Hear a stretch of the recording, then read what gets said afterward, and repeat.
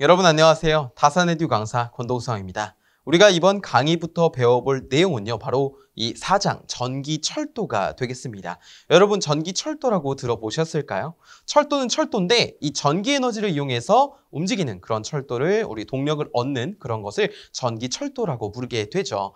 자, 이 전기철도는 우리 5장이 아니죠. 5과목이죠. 5과목. 우리 5과목의 전기설비기술기준 과목에서도 다뤄집니다. 하지만 이 전기 응용에서의 이 전기 철도는요, 어떠한 기계적인 내용뿐만이 아니라 이런 전기적인 내용들, 그러니까 이론과 관련된 내용들이 주로 출제가 됩니다. 그래서 5과목은 법 위주, 응용은 이론 내용 위주라고 판단하시면 되고, 우리가 그러한 점을 비교를 하면서 공부를 하면 조금 더 쉽겠죠. 그렇죠? 그리고 이 4장 전기철도를 학습하실 때는 각각의 용어가 무엇을 나타내는지 조금 암기하실 필요가 있고요. 중간중간에 이제 그림을 통해서 이제 설명드리는 부분도 있는데, 이렇게 생겨서 이렇게 부르는구나. 이렇게 생겨서 이러한 특징을 가지고 있구나. 이런 식으로 그림과 함께 공부하신다면 조금 더 좋은 효과를 얻으실 수 있을 것이라고 생각을 합니다. 그리고 제가 강의 중간중간에 여러분께 이거 중요합니다. 아니면 계산식이 몇 개 나오거든요. 그 계산식에 이거 출제된 적이 있어요. 이거 굉장히 중요합니다. 라고 말씀드리는 것이 있다면 여러분은 그것을 조금 더 집중해서 형광펜을 칠한다든지 이런 식으로 조금 더 집중해서 암기를 해주셨으면 좋겠습니다. 자, 오늘도 마찬가지로 여러분 끝까지 파이팅 하시고요. 한번 시작을 해보겠습니다. 자, 첫 번째 전기철도의 특징 및 용어입니다. 1번 보시면 전기철도의 특징이라고 있죠. 이러한 전기철도는 어떠한 특징을 갖고 있는지 그냥 간단하게 대략적으로 알아보겠습니다.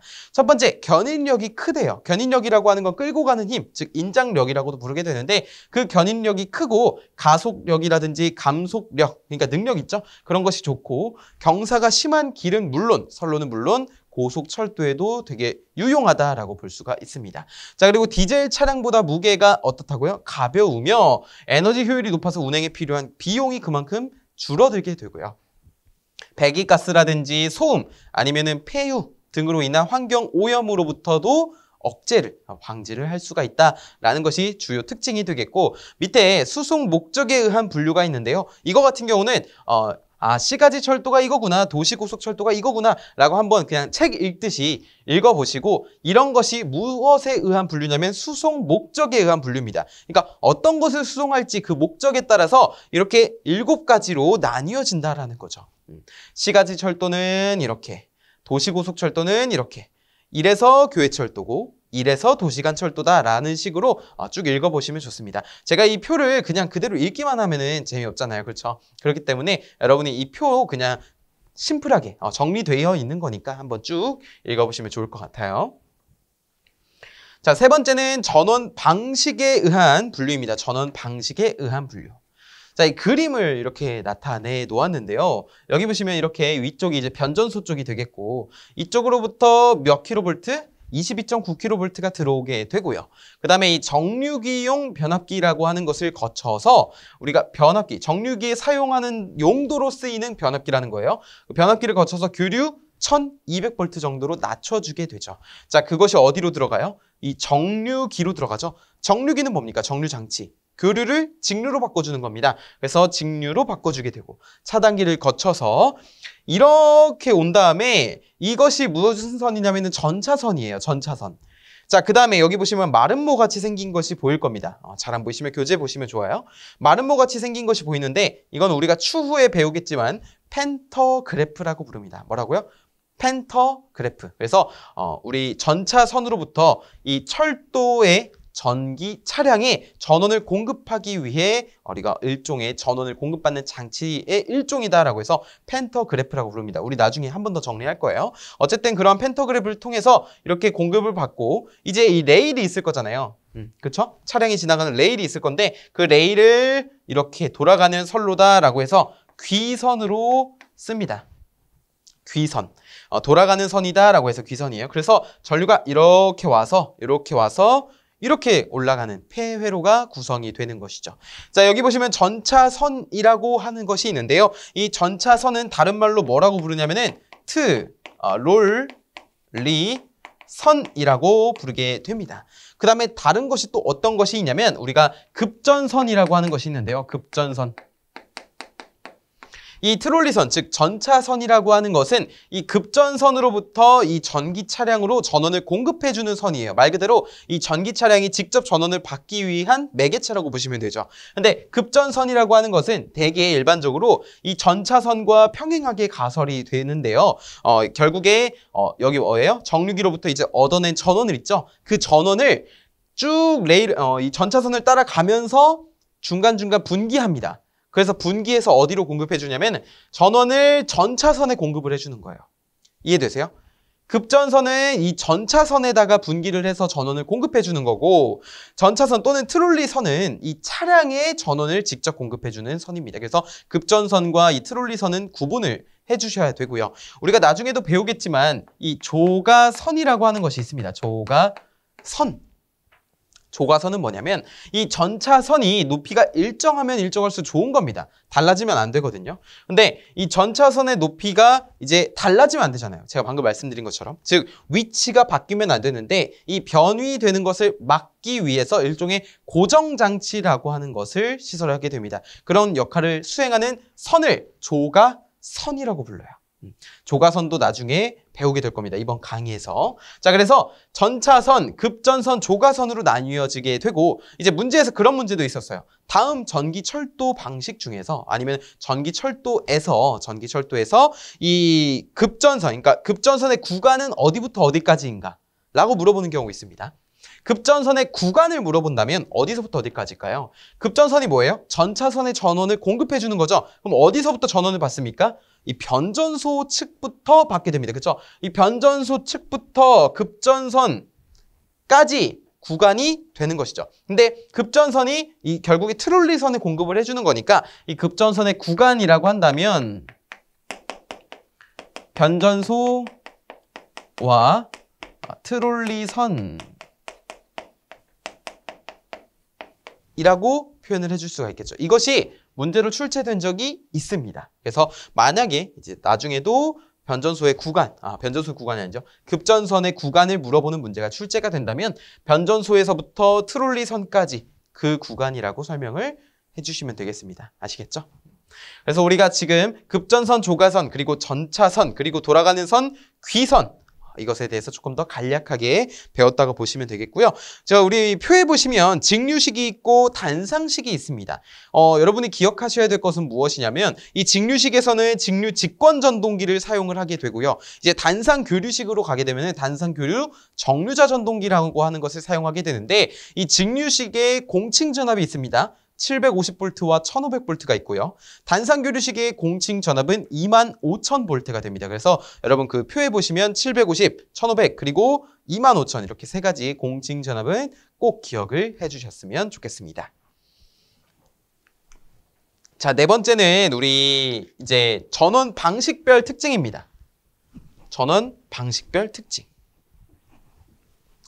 자, 여기 보시면 왼쪽은 무엇일까요? 왼쪽은 교류식이죠. 교류식. 왜냐면은 어떤 별도의 정류 장치가 없기 때문에. 오른쪽은 무엇이냐면 직류 방식입니다. 직류 방식.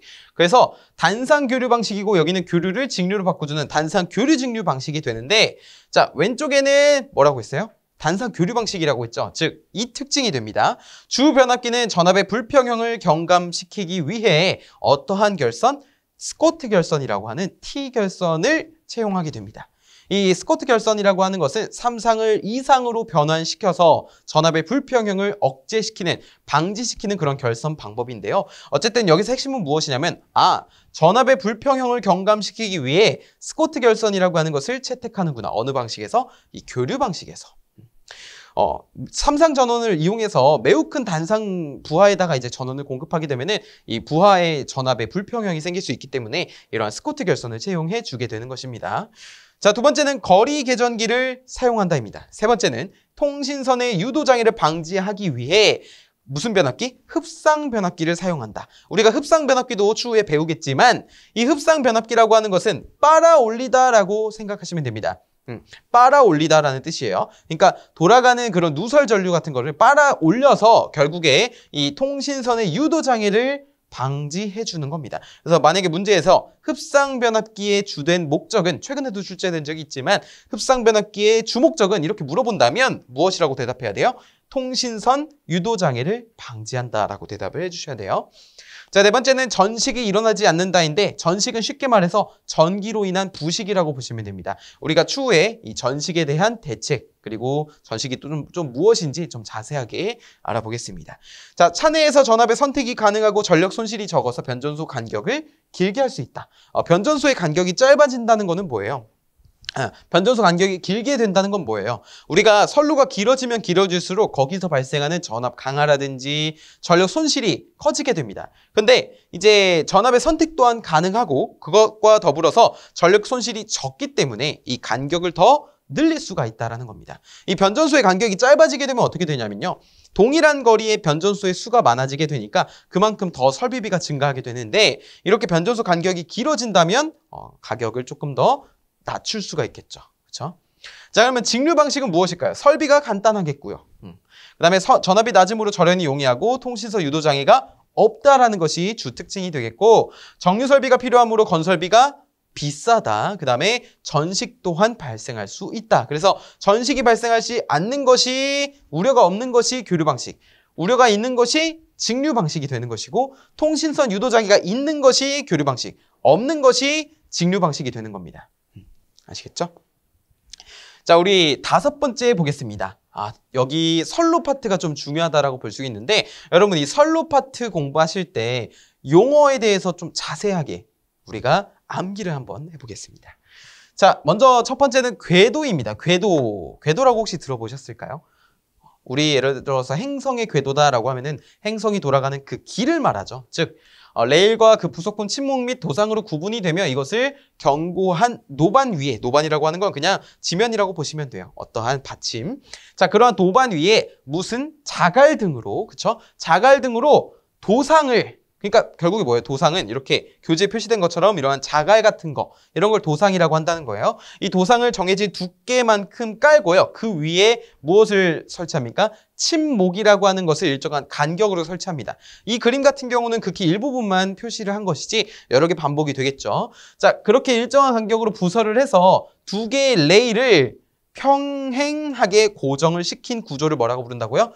궤도라고 부르는 겁니다. 열차가 지나다니는 길이다. 그래서 궤도의 3요소를 물어보는 문제가 굉장히 많이 출제가 되었습니다. 그래서 노란색으로 표시한 이 세 가지는 꼭 기억을 해주세요. 레일이라고 나올 수도 있고 궤조라고도 나올 수 있습니다. 여러분, 궤도와 궤조는 달라요. 이 궤조는 궤도를 구성하는 것이지 궤도가 궤조가 아닙니다. 그래서 궤도의 3요소는 레일, 침목, 도상 또는 궤조, 침목, 도상 이렇게 세 가지만 기억하시면 됩니다. 특히 이 침목은 뭐라고요? 침목은 레일을 지지하는 막대다라고 보시면 되겠습니다. 아시겠죠? 잘 따라오고 계십니다. 잘하고 계세요. 두 번째는 여러분 궤간이에요. 궤간이 뭘까요? 간자가 이제 사이간자입니다. 사이간. 어떤 사이일까요? 즉 레일이 이렇게 두 개가 지금 있잖아요. 레일에서 양쪽의 레일 안쪽이면 이 안쪽이죠. 바깥쪽은 어디예요? 여기잖아요. 안쪽은 여기입니다. 그렇죠? 이 안쪽 사이의 거리를 궤간이라고 부른다고요. 근데 표준 궤간을 묻는 문제가 자주 출제가 되었는데, 표준 궤간은 1435mm이다 라고 알고 계시면 돼요. 이 값 꼭 기억을 해주시고요. 자, 이것을 궤간이라고 하고, 그러면 유간은 무엇일까요? 뭔가 사이인 건 알겠는데 궤간은 이제 배웠어요. 근데 유간은 무엇일까요? 유간이라고 하는 것은 우리 온도가 예를 들어 여름에는 어떻습니까? 덥죠. 굉장히 뜨겁습니다. 특히 이제 더 더워지고 있는데 점점 지구가 온도가 뜨거워지면은 팽창을 하게 됩니다. 그렇죠? 근데 만약에 이 뭐라고 할까요? 사이 간격이 타이트하면 어떻게 될까요? 온도가 팽창하면 점점점 이제 부풀어야 되는데 이 부풀지 못하고 뭔가 막혀 있겠죠. 그러니까 얘가 부풀어야 되는데 막고 있는 겁니다. 좋지 않겠죠? 그렇죠. 그리고 겨울에는 어때요? 매우 춥습니다. 추우면 어떻게 돼요? 이것이 줄어들게 됩니다. 그렇기 때문에 이러한 온도 변화에 대응하기 위해, 그런 신축성에 대응하기 위해서 이음매부라고 하는 건 연결부를 말하게 되죠. 이 연결부에 적당한 간격을 두는 것을 우리가 유간, 영어로는 클리어런스라고 하게 되는 것입니다. 이제 궤간과 유간의 차이를 아시겠죠? 헷갈리시면 안 됩니다. 자, 네 번째는 캔트입니다. 캔트. 캔트는 고도라고도 표현을 해요. 캔트는 영어인데 뭐 이렇게도 쓰일 수 있습니다. 그냥 영어 그대로 캔트 이렇게도 표현을 하게 됩니다. 어떤 분이 이런 말씀 하시더라고요. 캔트라고 했는데 자, 영어를 좀 하시는 분이었나 봐요. 여기다가 이렇게 I can't 이렇게 I cannot, I can't 이렇게 하시는 분이 있는데 그것이 아니라 그냥 캔트 명사로 아시면 되겠습니다. 캔트라고 하는 거는 보통 기호로 H로서 표현을 하게 됩니다. 철도 주행 중에 곡선부는 어때요? 우리가 빠르게 달리면 어떻게 됩니까? 빠르게 달리면 예를 들어 고속주행을 해서 자동차가 레이싱 서킷에서 빠르게 달리면 이 원심력 때문에 바깥으로 나가려고 할 겁니다. 끽 소리 나면서 나가려고 하잖아요. 자동차도. 그쵸? 레일도, 그러니까 철도도 똑같습니다. 너무 이제 고속주행을 하게 되면은 이 곡선부에서 원심력 때문에 오 하고 밀리잖아요. 우리 자동차 안에 타고 있으면은 코너, 좌회전, 우회전 할 때 막 몸이 밀리잖아요. 반대편으로. 안전벨트 하고 있으면 모르겠는데. 어쨌든 차체가 외측으로 넘어지려고 한다는 겁니다. 넘어지려고. 그러면 그것을 막기 위해서 어떻게 조치를 해주냐? 외측 레일이라고 하는 것을 높여주는 거예요. 자, 여기 이게 지금 믿기 어려우시겠지만 전기철도입니다. 철도가 이렇게 가고 있는 거예요. 지금 이렇게 지금 가고 있는 겁니다. 칠판을 통해 들어갔어요. 가고 있는데 이게 이렇게 회전하다 보면 원심력이 이쪽으로 작용하겠죠. 그러면은 얘가 이쪽으로 넘어지려고 한다는 겁니다. 힘 때문에. 그래서 여기에 어떻게 되는 거예요? 여기서 이렇게 이러한 뭐랄까요? 경사를 줌으로써 이 바깥으로 밀려나가지 않게끔 이렇게 일종의 높이를 이렇게 주게 되는데 이 높이를 뭐라고 부른다고요? 캔트라고 부른다고요. 우리 레이싱 서킷 생각해 보시면요. 이런 경우도 있어요. 곡선부가 이제 있잖아요. 거기서 나가지 말라고 이 곡선이 점점 이렇게 되는 경우도 있습니다. 우리 자동차 게임 보면은 막 이렇게 묘기하잖아요. 또 그런 거 보시면 아 그런 것이 캔트구나 라는 것을 알 수 있죠. 물론 그것이 캔트는 아니지만 어쨌든 그런 맥락으로 이해하시면 된다는 겁니다. 자, 이때 안쪽과 바깥쪽의 레일 높이의 차를 뭐라고 부른다고요? 캔트라고 부르게 된다고요. 그럼 우리는 이 H가 정의가 무엇인지 방금 배웠잖아요. 이 정의 중요합니다, 여러분. 이거 캔트 자주 물어봐요. 제가 캔트 중요하다고 했습니다. 근데 이것도 종종 나옵니다. H를 구하는 거예요. 즉 무엇을 구하라는 겁니까? 캔트 또는 고도라고 하는 것을 구하라는 겁니다. 근데 어떻게 구하냐면은 밑에 있는 이러한 조건들을 사용해서 구하게 되는데 자, 이 공식과 이 공식은 무슨 차이가 있냐면 여기는 H에 대해서 정리를 한 거고 여기는 그 속도, 최대 속도 VM이라는 것에 대해서 정리를 했을 뿐입니다. 둘은 같은 식인데 유도만 다르게 한 거예요. 그러니까 어떤 것에 대해서 정리하는지만 다른 거예요. 그래서 G가 나타내는 거 뭐냐면 궤간이에요. 궤간. 궤간은 아까 안쪽 레일의 간격을 말한다고 했죠. 궤간인데 단위가 밀리미터여야 하고요. 우리 단위 중요합니다. V라고 하는 거는 열차의 평균 속도입니다. 열차의 평균 속도를 말하게 되고 자, R이라고 하는 거는 곡선의 반지름을 의미해요. 아시겠죠? 미터가 됩니다. 근데 반지름은 미터예요. 밀리미터일 수가 없죠. 왜냐면은 레일이 있는데 여기를 밀리미터로 반지름을 측정하진 않잖아요. 레일의 반지름은 미터다. 그 다음에 H는 캔트고요. 당연히 캔트고 VM이라고 하는 거는 최대 속도를 말하게 됩니다. 이때 속도는 둘 다 km/h가 되죠. 시속이 됩니다. 시속. 우리 자동차를 운전할 때도 보면 시속으로 계기판에 적혀 있는 것을 확인할 수 있죠. 그래서 속도를 평균 시속, 운전 속도 이렇게 나누게 된다. 물론 단위는 둘 다 km/h다라는 것을 기억해 주시면 되겠고 이 정의와 이 공식 그리고 각각의 조건이 나타내는 것을 꼭 기억을 해주셨으면 좋겠습니다. 자, 그 다음에 우리 다음에 보시면 또 중요한 개념이 나와요. 확도라는 것이 나옵니다. 확도도 별표 칠게요. 차량이 레일의 곡선부를 원활하게 지나갈 수 있도록 차륜의 플랜지와 레일 사이의 측면 마찰을 피하기 위해 직선 구간보다 궤간을 더 넓게 한 것이라고 표현을 했습니다. 자, 여기서 여러분 자, 핵심은 뭐냐면 차량이 곡선부를 지나갈 때 이 원심력으로 인해서 바깥으로 밀린다 그랬잖아요. 그쵸? 근데 어쨌든 곡선부를 원활하게 지나갈 수 있으려면은 마찰이 어때야 될까요? 최소한으로 돼야 되겠죠. 예를 들어서 레일이 이렇게 있는데 차가 이렇게 갑니다. 차량이, 전기 차량이. 근데 이 마찰이 심하게 되면은 특히 여기 보시면 플랜지라고 있죠. 차륜이라고 하는 거는 바퀴를 의미하게 됩니다. 기차의 바퀴예요. 자, 플랜지라고 하는 것은 자, 이런 입체적으로 좀 그려보면은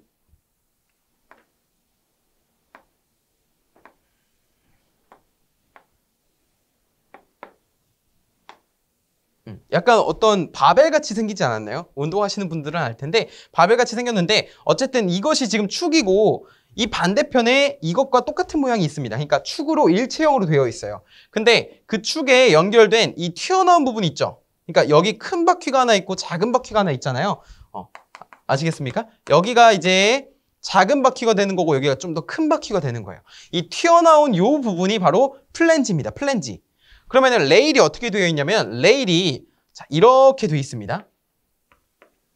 레일이 약간 이런 식으로 되어 있어요. 큰 바퀴 쪽에 맞물려 있습니다.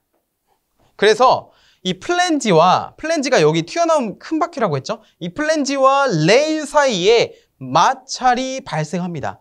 그럴 수밖에 없죠. 왜냐하면 곡선부를 가면 어느 쪽으로 밀리게 되니까요. 원심력으로 인해서. 그래서 그러한 마찰을 줄이기 위해서 직선 구간보다 궤간을 조금 더 넓힌 겁니다. 그러니까 즉 요 안쪽 레일을 조금 더 넓혔다고 보시면 돼요. 그럼 어떻게 되는 거예요? 레일을 넓히면 기존에 예를 들어서 여기서부터 여기까지였다면 이번에는 한 여기서부터 여기까지로 되는 겁니다. 즉 외측을 기준으로 내측을 더 넓히는 거. 이것을 뭐라고 한다고요? 확도라고 하고 또는 슬랙이라고 하고 그때 기호를 S라고 표현을 하게 됩니다. 그 확도를 어떻게 구하냐? S는 8R분의 L의 제곱으로 구하게 돼요. 자, 밀리미터 단위 꼭 기억을 해주시고요. 문제에서 이렇게 물어봅니다. 이 정의에 대해서 물어볼 수도 있고요.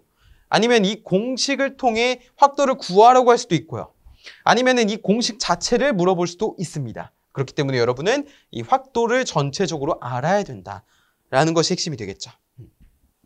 맞습니까? 괜찮으세요? 이제 차이를 아시겠죠? 그러니까 이 바깥을 기준으로 이 안쪽을 더 넓히게 되면, 궤간을 더 넓히게 되면은 그것을 그냥 확도라고 한다. 근데 넓히는 이유가 뭐라고요? 측면 마찰을 피하기 위해서. 자, 그 다음에 6번째 보시면 이 선로의 분기입니다. 선로의 분기. 기차가 이제 전기 철도가 직선 구간만 있는 것은 아니죠. 지금까지 알아봤듯이 직선 구간뿐만이 아니라 곡선 구간도 존재하게 됩니다. 그리고 한쪽 길만 있는 것이 아니라 이쪽으로도 갔다가 이쪽으로도 갈 수 있어야 되잖아요. 즉 분기되는 부분이 존재한다는 것입니다. 자, 그래서 우리가 여기 보시면 도입궤조라는 것도 있고 전철기 첨단궤조 또는 호륜궤조라는 것도 있고 철차각이라는 것도 있고 분기선이라고 하는 것도 있고 철차부 기준선이라고 하는 것이 있죠. 자, 기준선, 분기선이라고 하는 것은 쉽게 말해서 기준선은 자 그냥 이렇게 쭉 가는 것이라고 보면 되고 분기선은 무엇이냐면 이 부분을 기준으로 이렇게 분기하는 부분을 분기선이라고 하게 됩니다.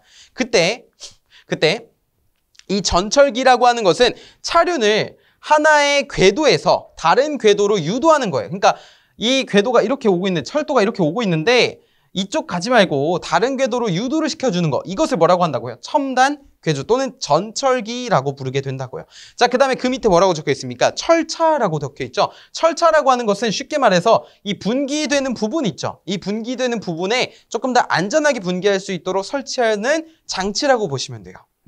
그래서 어쨌든 이쪽으로 유도를 먼저 해준 다음에 여기서 안전하게 분기를 하고 그때 이 각도를 철차각이라고 부르게 되며 호륜궤조라고 하는 것이 있는데 이 호륜궤조는 무엇이냐면요. 가드레일이라고도 부릅니다. 뭐라고요? 가드레일. 특히 이 선로의 분기 파트에서는 이 호륜궤조에 대해서 굉장히 많이 물어보게 됩니다. 그래서 호륜궤조가 나오게 되면은 선로의 탈선을 방지하기 위해 분기선의 반대편에 설치하는 거. 그러니까 이렇게 가면 이쪽에 설치하고 이렇게 가면 이쪽에다 설치하는 탈선을 방지해주는 장치가 호륜궤조라는 거예요. 탈선 방지하면 호륜궤조 무조건 떠올리셔야 돼요.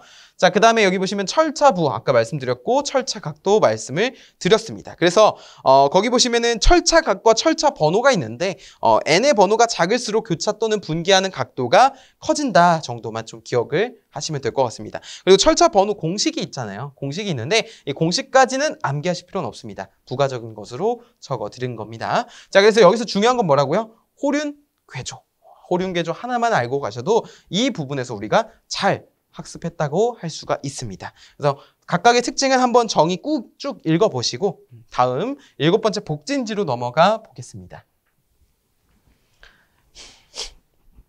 자, 보시면은 자, 여러분 복진지라고 하면 무엇이 떠오르시나요? 무엇이 떠오르세요? 복진지. 뭔가 진지?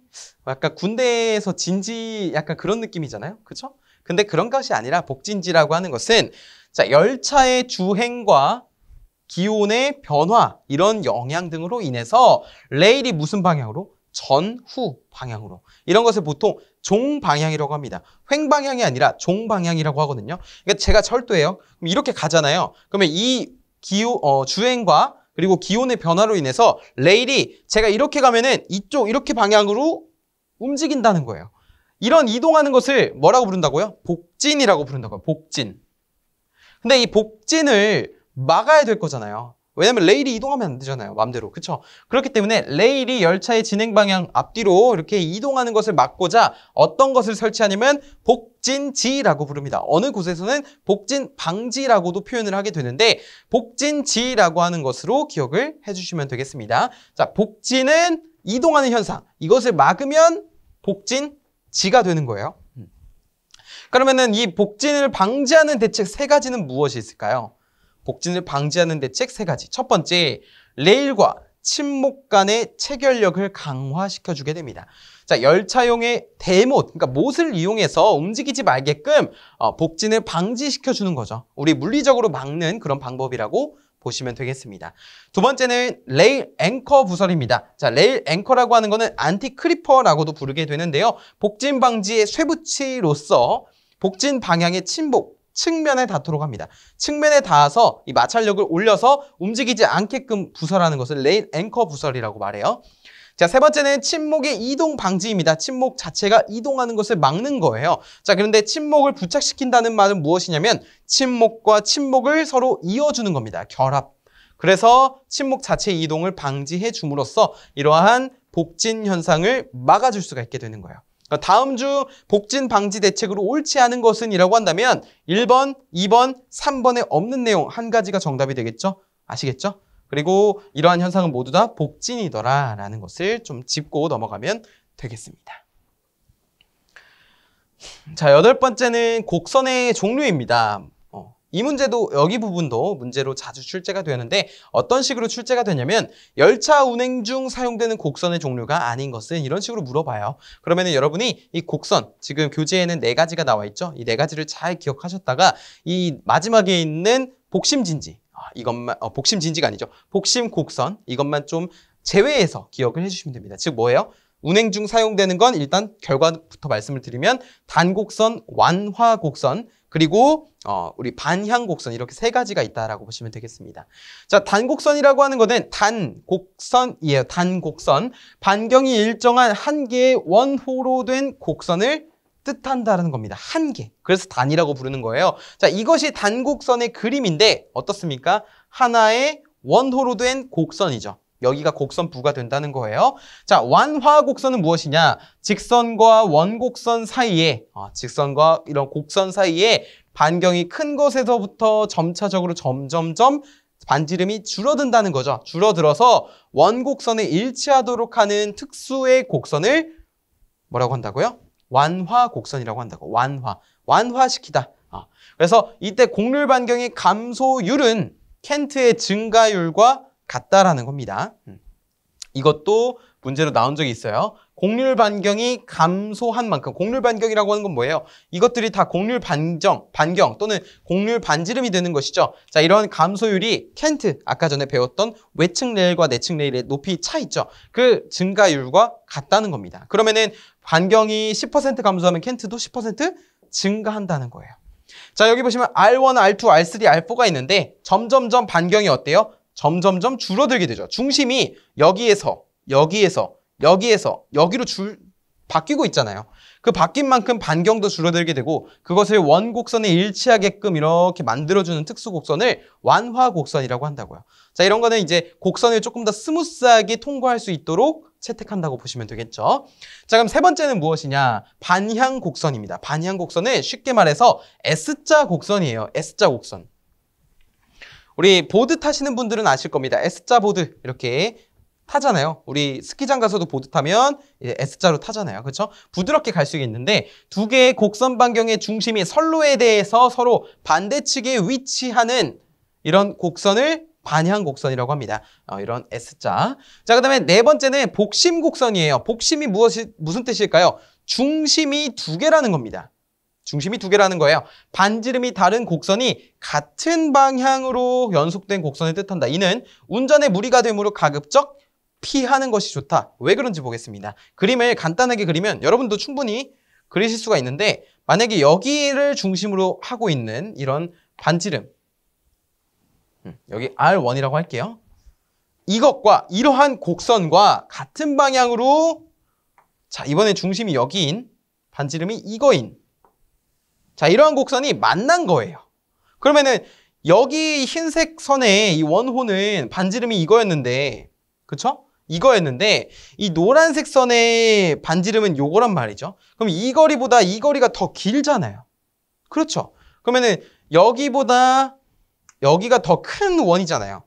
그러니까 상식적으로 딱 이것과 이것이 원래 같은 원이 아니라 서로 반지름이 다른 그리고 중심도 두 개인 그런 곡선이 만난 것이기 때문에 조금 더 스무스하게 갈 수가 없다라는 거죠. 어떤 것에 비해? 다른 곡선에 비해서. 그렇기 때문에 복심 곡선은 운전에 무리가 되므로 가급적 피하는 것이 좋다라는 것을 말씀을 드린 겁니다. 그래서 만약에 시험 문제에서 또는 다른 출제되는 문제에서 운행 중 사용되는 곡선이 아닌 것은 철도의 곡선이 아닌 것은 이라고 물어본다면 복곡선 또는 복심 곡선이 정답이 되겠습니다. 그렇게 출제된 적이 있어요.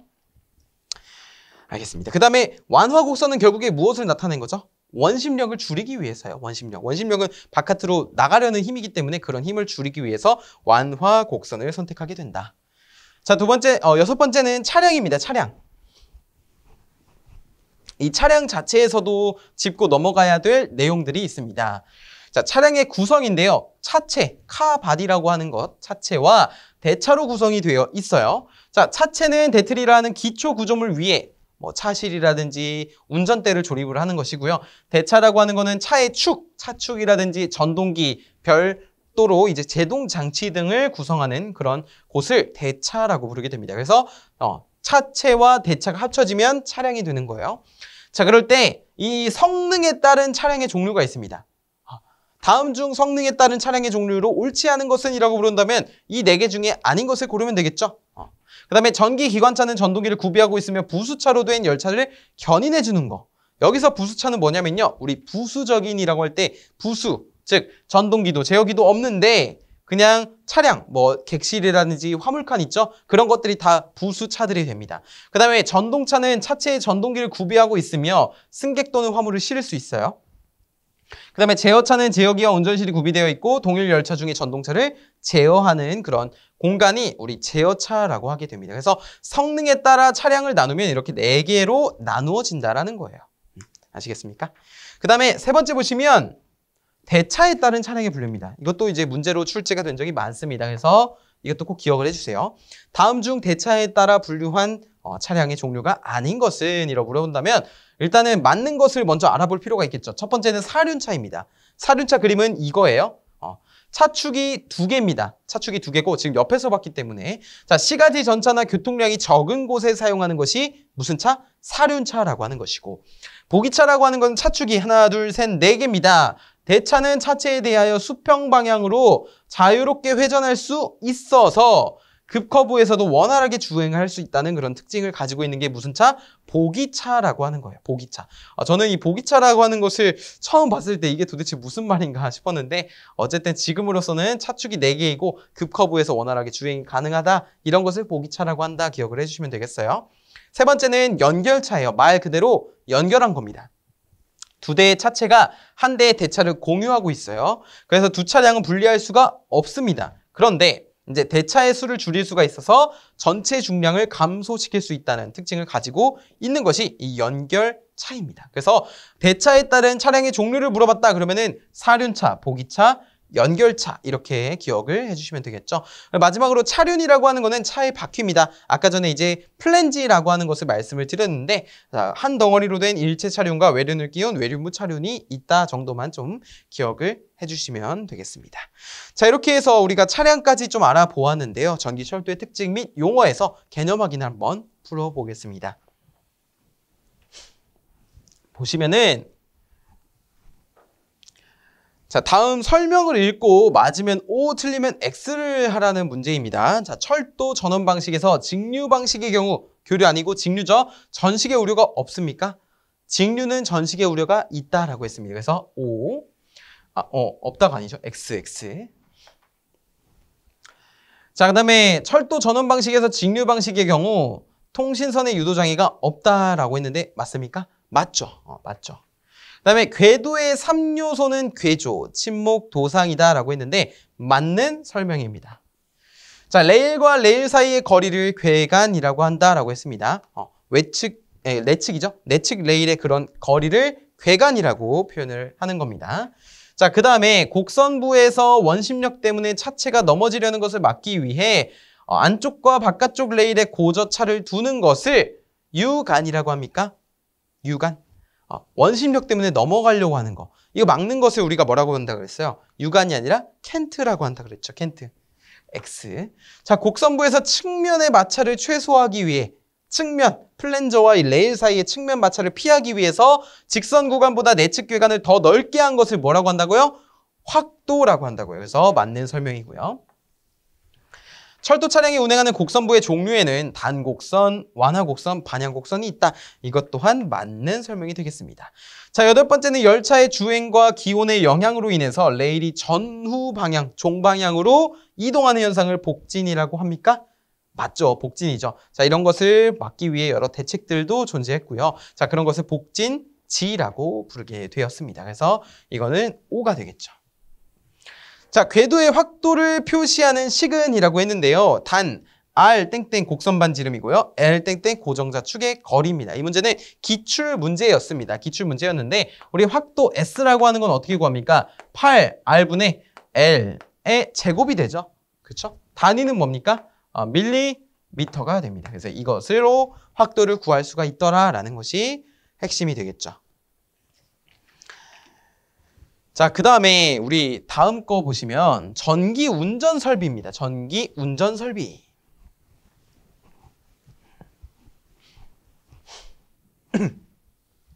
자, 보시면요. 급전 설비라고 하는 것을 보겠습니다. 급전이라고 한 건 뭐예요? 전원을 공급해주는 설비다라고 해서 급전 설비라고 하는데, 자, 직류 급전 설비에 대해서 먼저 알아보겠습니다. 먼저 가공 단선식입니다. 제일 기본적인 급전 방식이 되겠는데요. 가공 전선으로부터, 가공이 뭐예요? 뭐 이렇게 가공했다 이런 뜻이 아니라 공중에 가설되어 있다라고 해서 가공 전선이라고 하게 됩니다. 이러한 가공 전선으로부터 전류를 공급받아서 주행 레일을 통해 변전소로 보내는 전력 전송 방식을 가공 단선식이라고 표현을 하게 됩니다. 그래서 위쪽으로 급전선으로 트롤리선의 공급을 받고 이 트롤리선으로부터 팬터그래프로 하여금 이 철도에 공급을 한 다음에 이 레일에 의해서 귀선을 역할을 해서 변전소 쪽으로 보내는 이런 방식을 뭐라고 한다고요? 가공 단선식이라고 한다고요.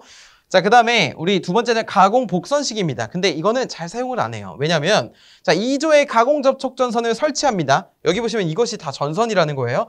2조의 집전 장치를 집전하는 방식인데 굉장히 움직일 때 불편할 수 있겠죠. 이 전선으로 되어 있으니까. 그렇죠? 그리고 위험하단 말입니다. 그래서 잘 쓰이진 않습니다. 어쨌든 2조의 가공 전선으로 집전하는 방식을 가공 복선식이라고 부르게 되고요. 세 번째는 제3궤조 방식입니다. 제3궤조 방식. 우리 이 보시면 그림 보시면 이게 제3궤조 방식인데 궤조가 이제 레일이잖아요. 그렇죠?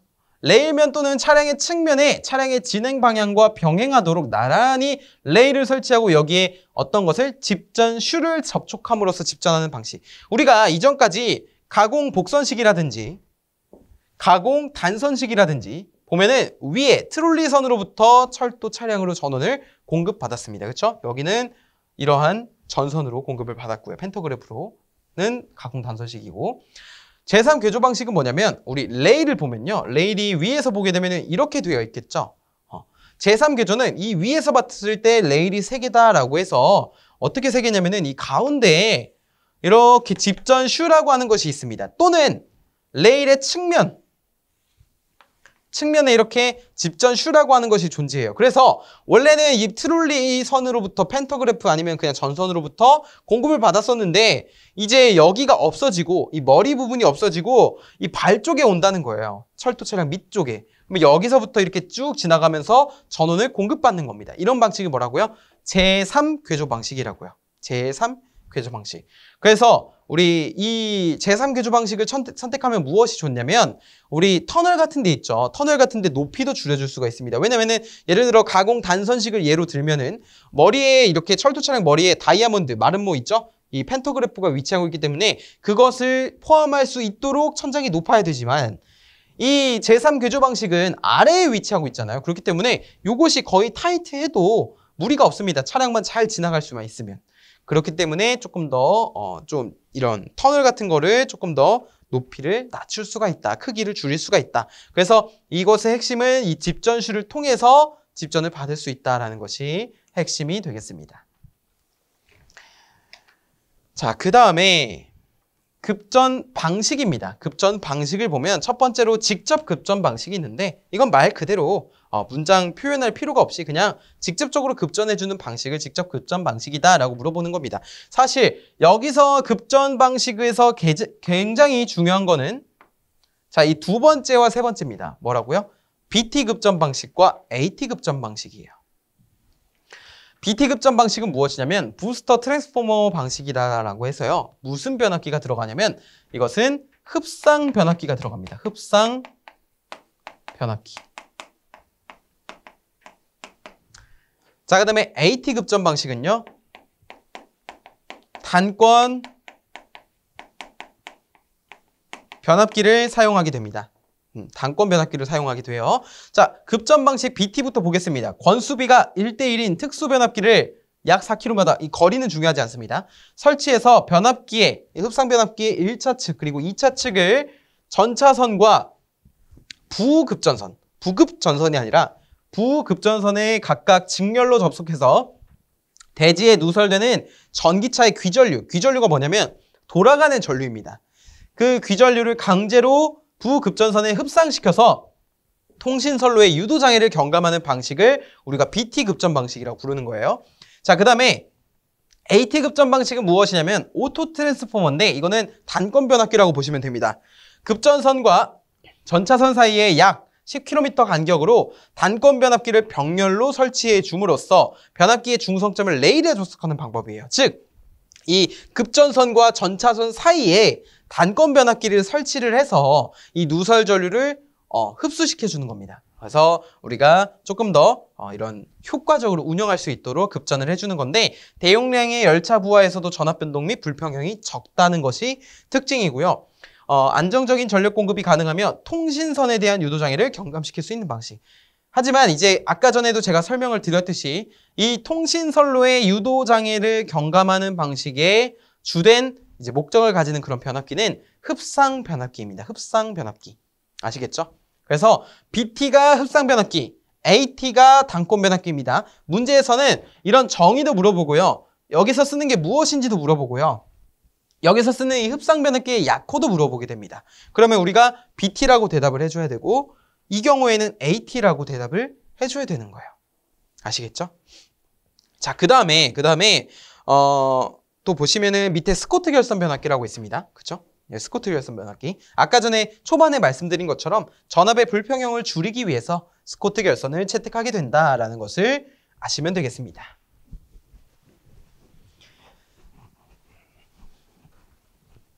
자, 그 다음에 여기 흡상 변압기고, 그쵸? 자, 집전 장치라고 하는 것을 보겠습니다. 집전 장치는 뭐냐면 전기를 취하는 장치다라고 해서 집전 장치라고 불러요. 집전 장치에는 여러 가지가 있는데 아까 전에 계속해서 말씀을 간단하게 드렸던 펜터그래프가 있고요. 그다음에 비겔이라고 하는 것이 있고 트롤리 봉이라고 하는 것이 있습니다. 트롤리 봉이에요. 봉으로 된 트롤리 선이라고 보시면 됩니다. 봉으로 된. 집전 슈는 아까 전에 배웠죠, 그렇죠? 자, 이런 것이 있는데 요 밑에 있는 그림이 바로 펜터그래프입니다. 그래서 여기 보시면 이렇게 일종의 마른 목골이 되어 있죠. 오각형이라고 하면 되나요? 이 밑에 이렇게 색칠된 게 전차가 되는 것이고 여 위에 이렇게 해서 전원을 전차선으로부터 공급을 받고 있는 겁니다.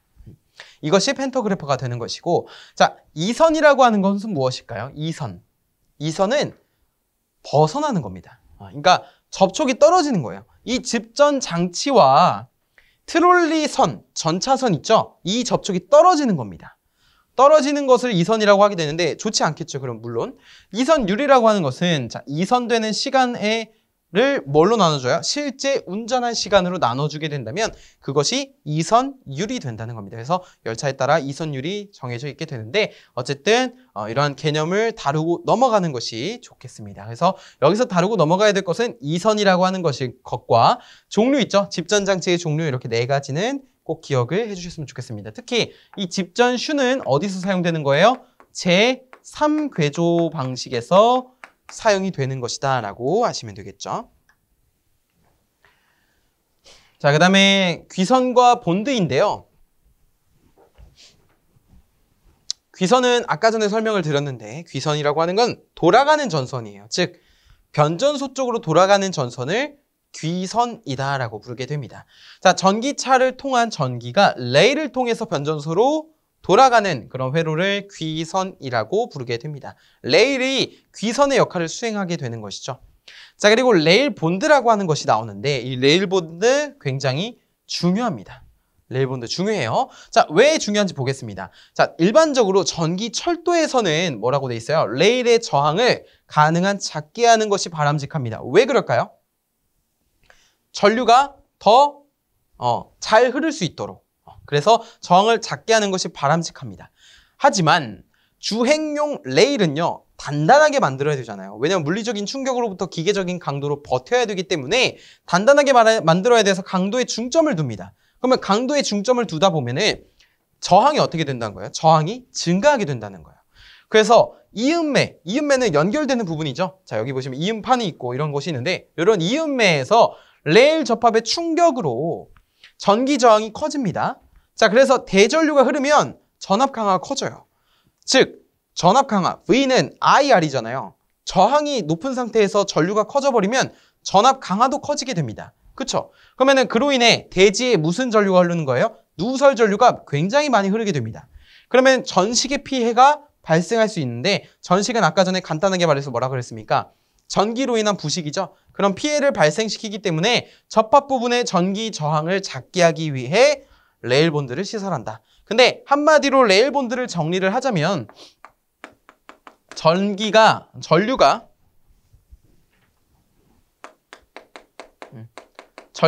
잘 흐를 수 있도록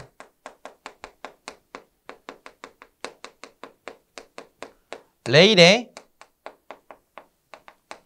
용접한 구리선 등을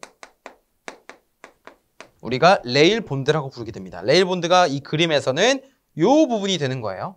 이음매 용접법인데 여기 보시면 용접이라는 것을 통해서 이렇게 해놨죠. 즉, 이 말은 무엇이에요? 이 이음매를 볼트로만 체결을 하면 완전한 전기 회로가 만들어질 수 없다라는 것이죠. 그래서 전기가 더 잘 흐를 수 있도록 일종의 구리선으로 이렇게 용접을 해놓은 겁니다. 그러면 여기가 잘 붙지 않더라도 이것을 통해서 전기가 잘 흘러갈 수가 있겠죠. 그렇기 때문에 이런 레일 본드를 시설을 해주게 된다. 레일 본드의 주 목적은 전식을 방지하기 위해 조금 더 용접하는 그런 선이다라고 보시면 되겠습니다. 전기가 잘 흐를 수 있도록. 자, 그 다음에 우리 전차선의 조가법입니다. 조가법. 제가 강의 초반에 조가선이라고 하는 것이 무엇이었는지 혹시 기억나십니까? 조가선. 조가선이라고 하는 것은 전차선이 벗어나지 않도록 일종으로 잡아주는 그런 선을 조가선이라고 했는데, 자, 첫 번째 조가법에는 지지물이 있습니다. 지지물이 브래킷과 빔이라고 하는 것이 있어요.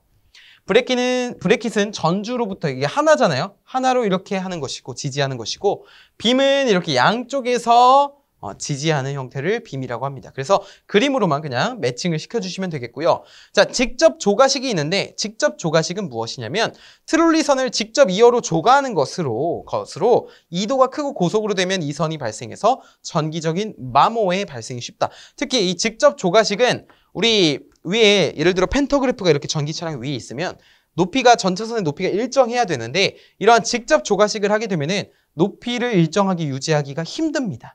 그렇기 때문에 어떤 거예요? 전기적 마모의 발생이 쉽다라는 거예요.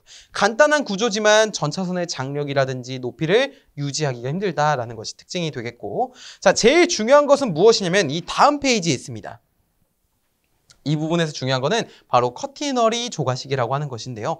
우리 커티너리라고 하는 것은 무엇이냐면 그거예요. 우리 실 있죠, 실. 여러분 집에 실이 있으시면 이렇게 들어보시면요, 제가 실 이쪽 끝과 이쪽 끝을 잡으면 어떻게 됩니까? 물론 팽팽하게 잡으면 이렇게 일자가 되겠지만 조금 느슨하게 잡으면 어떻게 돼요? 마치 우리 전력공학에서 2도 배운 것처럼 전선처럼 축 늘어지게 됩니다. 맞습니까? 그럼 이렇게 축 늘어지는 형태를 뭐라고 부르냐면은 커티너리다라고 부르는 거예요. 커티너리. 그래서 연선을 커티너리 곡선으로 가선을 하고 이렇게 보시면 약간 이렇게 축 처져 있죠? 그렇죠? 여기 보시면 이것이 조가선입니다.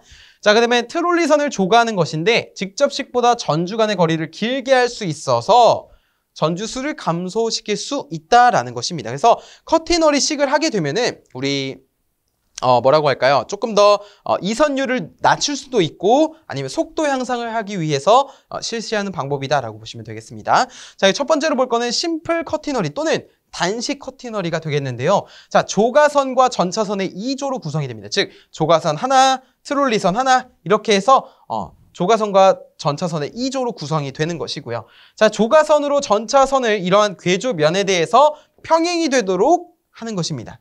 궤조면에 대해서 평행이 되도록 시설하는 것을 우리가 단식 커티너리 또는 심플 커티너리라고 부르게 되는 것입니다. 여기 보시면 이렇게 연결한 것을 행거라고 부르게 되는 거예요. 자, 그다음에 두 번째는 우리 컴파운드 커티너리입니다. 컴파운드 커티너리. 컴파운드 커티너리는 복합적인 것을 의미하게 되는데, 자, 가만히 보시면 이러한 조가선이 여기 맨 위에가 이제 조가선이죠. 맨 밑에가 이제 트롤리선, 전차선이 되겠는데 이 조가선을 이제 드로퍼로 하여금 이렇게 고정을 하고요. 그 다음에 이 보조 조가선이라고 하는 것을 설치한 다음에 그것을 이제 거기서부터 트롤리선까지 행거로 고정을 하게 됩니다. 그러니까 드로퍼와 행거가 다 존재하는 것. 이것을 우리가 컴파운드 커티너리라고 부르게 되는 것입니다. 자, 여기 커티너리 조가식은요, 지금 제가 말씀드리는 것처럼 어떠한 정의를 적는 것이 중요한 것이 아닙니다. 이 그림을 보고 이것은 어떤 커티너리 방식이구나 이렇게 기억하는 것이 중요하다고 볼 수가 있습니다. 그래서 여러분도 이 그림을 좀 잘 기억을 해주셨으면 좋겠어요. 자, 그다음에 변형 Y형 심플 커티너리라고 되어 있는데 또는 변 Y형 심플 커티너리 또는 변 Y형 단식 커티너리 이름을 어떻게 부르는지 이제 다양하게 되겠지만 어쨌든 변형 Y형 심플 커티너리라고 하는 것은 우리가 속도의 향상을 위해서 이 지지점 부근에 이러한 가는 전선 Y선을 접속을 하게 됩니다. 이 Y선을 접속을 해서 조가선과 트롤리선을 이렇게 연결한 것을 우리가 변형 Y형 심플 커티너리 전선이다라고 하고요. 이때 여기 쓰이는 것을 우리가 드로퍼라고 부르게 됩니다. 여기가 Y자다라고 해서 변형 Y형, 변 Y형 심플 커티너리다라고 부르는 거예요. 자, 그 다음에 우리 네 번째 보시면 합성 컴파운드 커티너리라고 하는 것이 있습니다. 합성 컴파운드 커티너리. 자, 이런 거는 여기 보시면 합성 소자라고 하는 것이 있는데 이거는 이제 스프링과 댐퍼, 스프링과 공기 댐퍼가 조합된 합성 소자를 이용하게 되는 것입니다. 그래서 여기 보시면 조가선, 보조 조가선, 드로퍼, 합성 소자, 행거, 그 다음에 트롤리선까지 있게 되는 것을 알 수 있죠. 이거 뭐라고 부른다고요? 합성 컴파운드 커티너리. 아까 전에 컴파운드 커티너리는 조가선, 보조 조가선, 드로퍼, 행거, 트롤리선 이렇게 있는데 여기는 합성 소자를 이용해서 보조 조가선과 행거, 그리고 트롤리선, 조가선 이렇게 된다는 것을 기억을 해주시면 됩니다. 자, 그다음에 다섯 번째는 이중 커티너리인데요. 이중 커티너리는 두 개의 조가선으로 그리고 한 개의 전차선이 존재합니다. 2인 1조죠. 그러니까 조가선이 두 개, 전차선이 하나입니다. 일반적인 구조가 이거고 간혹 가다가 이제 전차선이 두 개, 조가선이 하나인 경우가 있는데 일반적으로는 이렇게 V자 형태를 띠면서 이중 커티너리다라고 보시면 되겠습니다. 일반적으로 이런 구조를 띄어요. 자, 이런 거는 우리가 지지물 경관이 커지거나 아니면 풍압에 의한 그런 전차선의 움직임, 바람에 의한 그런 편의를 낮출 필요가 있을 때 조금 더 단단하게 고정하고자 할 때 선택하는 방법이다라고 보시면 돼요. 근데 그만큼 더 시설비가 더 많이 들겠죠. 그렇죠? 왜냐면 조가선이 2개 필요하게 되니까. 자, 이것과 더불어서 하나만 더 말씀드리면 이제 복식 커티너리라고 하는 것이 있습니다. 복식 커티너리는 무엇이냐면요. 여기가 단식이잖아요. 복식은 이러한 구조를 또 옆에다가 시설하는 거예요. 그러니까 평행한 게 이렇게 2개가 있는 거예요. 그림으로 좀 표현을 해보면 자, 이런 식으로 이 뒤쪽에도 이렇게 뒤쪽에도 이렇게 계속 존재하는 겁니다. 아시겠죠? 그러니까 이러한 구조가 옆에 하나 더 있다고 보시면 돼요. 그거를 뭐라고 부르냐면은 복식 커티너리라고 부르게 됩니다. 아시겠죠? 자, 이렇게 해서 우리가 커티너리 조가식은 복식 커티너리까지 6가지를 정리를 할 수가 있겠습니다. 여기서 중요한 건 뭐라고요? 이 그림이 굉장히 중요하다고요. 그림. 그래서 제가 나중에 심화 강의에서는 이런 각각의 커티너리 조가법들에 대한 특징을 조금 더 간략하게 한번 정리를 해드릴 테니까 혹시 필요하시면 그 부분 참고하시면 좋을 것 같습니다. 자, 6번째는 이제 전식이에요, 여러분. 전식. 전식. 제가 계속해서 그랬는데 전식이 무엇일까요?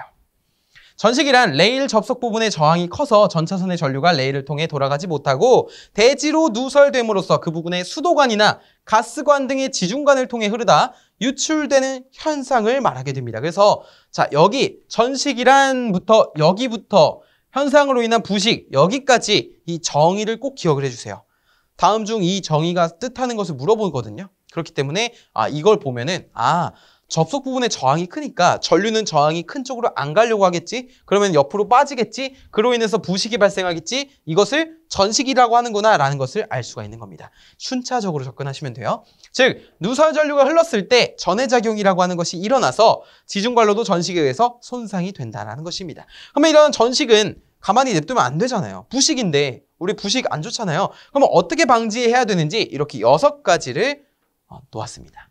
첫 번째, 전차선의 전압을 승합하는 겁니다. 이 전압을 승합하게 되면은 이러한 전기로 인한 부식이 방지된다는 거예요. 두 번째, 레일 본드를 시설하는 겁니다. 지금 이거 전기 철도 측이거든요. 그렇기 때문에 레일 본드가 나오는 거예요. 레일 본드 뭐였어요? 이음매 부분에 이렇게 용접한 구리선 같은 거 있죠. 물론 그거는 일종의 방법의 하나일 뿐이지만 어쨌든 레일 본드는 조금 더 전기가 잘 통할 수 있도록 일종의 회로를 구성해주기 위해서 용접하는 것을 말한다고 했습니다. 그래서 저항을 줄여준다고 보시면 되겠죠. 전기적인 저항을 감소시켜준다. 그래서 전식을 방지한다. 더 잘 흐를 수 있도록 귀선에. 자, 레일을 따라 보조귀선을 설치한다라고 되어 있는데 우리 교재 보시면 보조귀선의 그림이 나와 있죠. 자, 이 보조귀선은 레일 본드와 조금은 다르지만 역할은 거의 비슷하다고 보시면 됩니다. 이 보조귀선 또한 귀선을 하나 더 추가를 해준 거죠. 왜냐? 더 변전소로 잘 가도록. 왜냐면 여기 보시면 접속 부분의 저항이 커서 레일을 통해 돌아가지 못하는 게 원인이잖아요. 원인. 그로 인해서 누설 전류로 인해서 부식되는 게 원인이잖아요. 그러니까 너 여기 있지 말고 더 가라고 하면서 보조귀선을 하나 더 설치해 주는 겁니다. 그래서 레일을 따라서 보조귀선을 설치하는 용도가 목적이 되겠습니다. 아시겠죠? 그다음에 네 번째는 레일의 절연을 조금 더 양호하게 하는 겁니다. 급전 구간을 단축시키는 거예요. 급전 구간을 단축시키는 거는 중간에 변전소를 증설하게 되는데 이 변전소 증설이 좋기는 하지만 소실을 줄여서 좋기는 하지만 그만큼 더 설비비가 증가한다. 왜냐면 같은 구간에 여러 개가 추가되는 거니까. 자, 그다음에 6번째는 귀선의 극성을 정기적으로 바꿔주는 겁니다. 그러면은 우리가 전기적인 부식이 방지되더라. 어느 측면에서? 전기 철도 측에서. 그래서 여러분 이 문제에서 이 앞에 있는 요 측 어떤 측면에서 전식 방지인지 꼭 분류를 해주셔야 돼요. 이 6가지는 어디라고요? 전기 철도 측이라고 하는 것이에요. 전기 철도 측 또는 전차선 측이다라고 물어보면 됩니다. 아시면 되겠습니다. 자, 그다음에 세 번째는 우리 매설관 측입니다. 매설관 측 또는 지중관로 측이라고 기억을 하시면 돼요. 자, 이런 곳에는 크게 3가지가 있습니다. 뭐라고요? 배류법, 매설 금속체와 대지간 절연 또는 차폐, 저전이 금속에 접속이 있다는 거예요. 자, 배류법은 직접 유출하는 전류를 적게 하기 위한 방법인데 흙으로부터 선택 배류법과 강제 배류법이 있습니다. 선택 배류는 선택적으로 배류하겠다는 거고 강제 배류법은 강제로 배류하는 건데 선택 배류법은 이 귀선과 등전 위의 전류만 보내는 거고 강제 배류법은 누설 전류와 같은 크기의 전류를 반대로 흘려줘서 이 상쇄시켜 줌으로써 배류하는 그런 방법을 강제배류법이라고 합니다. 근데 여러분은 이 선택배류법, 강제배류법만 종류만 기억하시면 충분하실 것이라고 생각을 합니다.